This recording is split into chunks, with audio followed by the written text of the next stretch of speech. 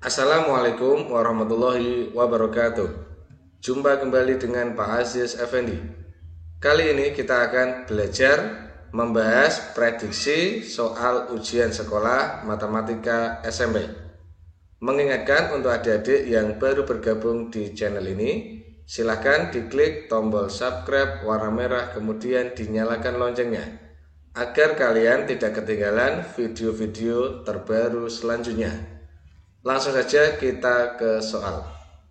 Sebuah pesawat berada 218 meter di atas permukaan laut. Karena di atas permukaan laut ini bernilai positif. Sementara seekor ikan berada 35 meter di bawah permukaan laut. Karena di bawah permukaan laut maka bernilai negatif. Jika permukaan air laut dianggap sebagai titik 0 meter ini ya, pernyataan yang benar adalah titik-titik. Ini sangat mudah sekali, adik-adik wajib benar. Dari pilihan yang A, pesawat berada di negatif 218 meter. Salah ya, harusnya positif 218 meter. Kemudian yang B, seekor ikan berada di negatif 35. Nah ini betul ya, di bawah permukaan laut berarti bernilai negatif. Maka yang B bernilai benar. Otomatis yang C dan D bernilai salah karena kita sudah menemukan jawabannya. Soal berikutnya. Pada hari Senin tanggal 14 Maret tahun 2022 adalah hari ulang tahun Pak Juwarto yang ke-39. Jadi 14 Maret tahun 2022 adalah hari Senin. Pertanyaannya, hari apakah ulang tahun Pak Juwarto pada tahun 2032? Ini karena ulang tahun tanggalnya sama ya. Berarti hari apakah? Tanggal 14 Maret 10 tahun yang akan datang, tahun 2032. Tolong diperhatikan, ini sedikit sulit soalnya.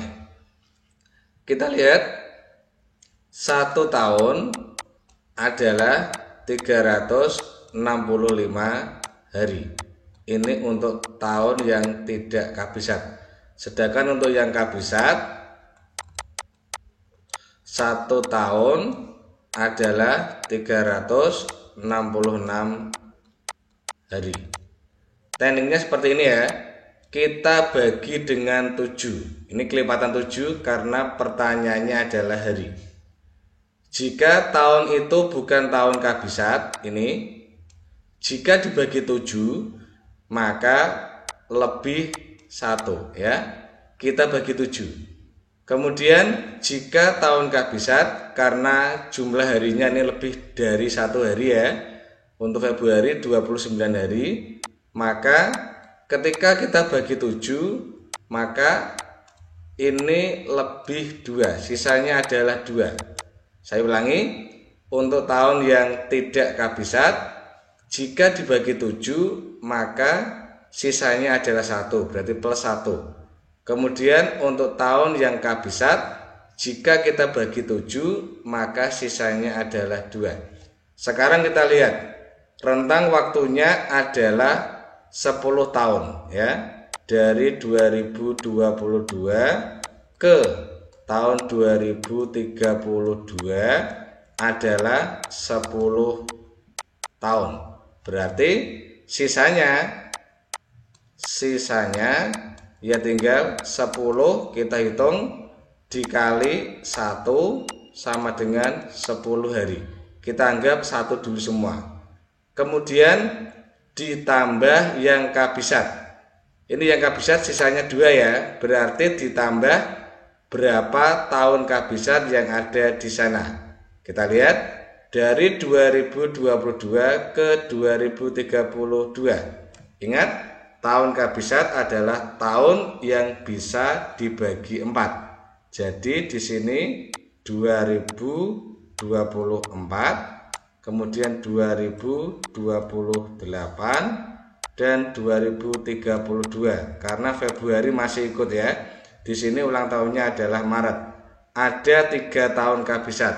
Berarti ya tinggal ditambahkan 3. Oke, saya ulangi.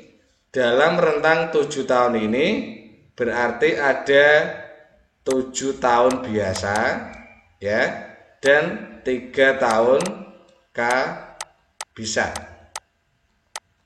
Di sini yang 7 tahun biasa dia kan lebihnya 1 karena tahun biasa lebihnya ini 1, tinggal kita kalikan 7 sama dengan 7. Kemudian untuk tahun kabisat ini lebihnya adalah 2. Ini ya, kita kalikan 3 berarti 6. Jumlahnya 13. Sama ya. Ini kita hitung tadi 10 tahun berarti dikali 1, ada 3 tahun kabisat, 10 ditambah 3 sama dengan 13. Nah, 13 ini untuk modal mencari hari apa? Karena mencari hari dibagi 7 lagi ya.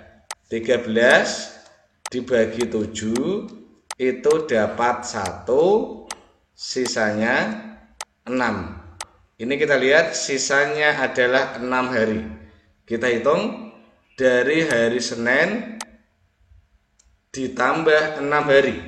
Berarti Senin, kemudian Selasa, Rabu, Kamis, Jumat, Sabtu, Minggu ya. Karena ditambah 6 hari, maka ketemunya adalah hari Minggu. Oke ya, kita lihat. Berarti dari Senin, Selasa, Rabu, Kamis, Jumat, Sabtu, Minggu. Jadi tanggal 14 Maret tahun 2032 adalah hari Minggu. Soal berikutnya. Jika bilangan 0,65, 5/8, 0,7, 69% diurutkan dari yang terkecil, maka hasilnya adalah titik-titik. Cara yang termudah untuk mengurutkan suatu bilangan yang berbeda-beda adalah dengan merubah menjadi bentuk desimal semua. Ini cara saya, triknya adalah merubah bentuk desimal semua. Sekarang kita lihat 0,65 berarti sudah dalam bentuk desimal. Oke. Kemudian 5/8 kita rubah menjadi bentuk desimal. 5/8 ya tinggal 5 dibagi 8. Ini ketemunya 0,625 ya.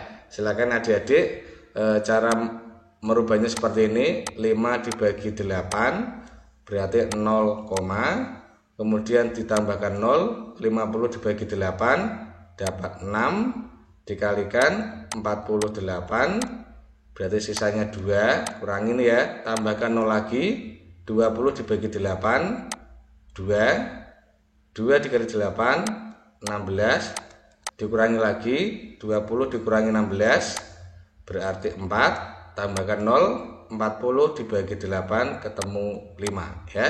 Jadi 5/8 desimalnya adalah 0,625. Kemudian 0,7 ini sama saja 0,70 ya, sudah dalam bentuk desimal. 0,7 dengan 0,70 sama saja. Kemudian 69%. Ini juga mudah ya. 69% kita rubah saja langsung ke desimal ya, berarti 0,69. Jadi kita urutkan dari yang terkecil. Berarti 65 atau 625 yang paling kecil ini ya, 0,625 nomor 1. Nomor 2 0,65 urutannya, nomor 2. Nomor 3 berarti ini 0,69 nomor 3, dan yang paling besar adalah 0,70 ini nomor 4. Kita lihat pilihannya berarti 0,65, 0,625 ya nomor 1 ini 5/8, kemudian 0,65, Oke, 0,69 69%, dan yang terakhir 0,7. Jawabannya adalah C. Soal selanjutnya, perhatikan pernyataan berikut. Ini ada 4 pernyataan. Pernyataan di atas yang bernilai benar adalah titik-titik. Mari kita analisis satu per satu. Dari yang nomor 1, min 3 dipangkat 7 dikali 3 dipangkat 4 sama dengan min 3 dipangkat 11. Ini sama semua min 3 ya, kecuali ini 3 pangkat 4. Kita ingat 3 dipangkat 4 ini sama dengan min 3 dipangkat 4, karena bilangan negatif dipangkat bilangan genap, ini ya 4 ya, hasilnya juga positif. Jadi 3 pangkat 4 itu nilainya sama dengan min 3 dipangkat 4. Jadi ini kita rubah, min 3 dipangkat 7 dikali 3 pangkat 4 kita rubah biar sama min 3 semua ya. Min 3 dipangkat 4 sama dengan min 3 dipangkat 11. Ini bernilai benar. Ingat rumus di kelas 1, diulangi lagi di kelas 9 ya. Jika ada X, ini X dipangkat A dikali X dipangkat B, bilangan pokoknya sama, maka pangkatnya ditambah ya, X dipangkat A ditambah B. Ini berarti min 3 dipangkat 7 ditambah 4, 11, bernilai benar. Kemudian pernyataan yang kedua. Nah, di sini dianggap variabel ini ya, 3 pangkat 7 sama dianggap variabel.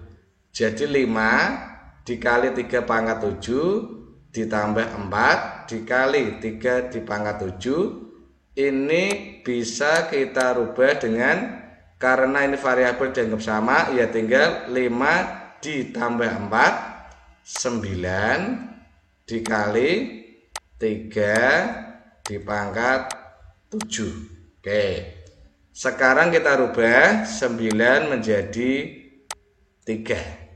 9 itu 3 dipangkat 2 ya. 9 kita rubah 3 dipangkat 2 dikali 3 dipangkat 7. Sama dengan ini, jika dikali bilangan pokoknya sama, maka pangkatnya tinggal ditambah.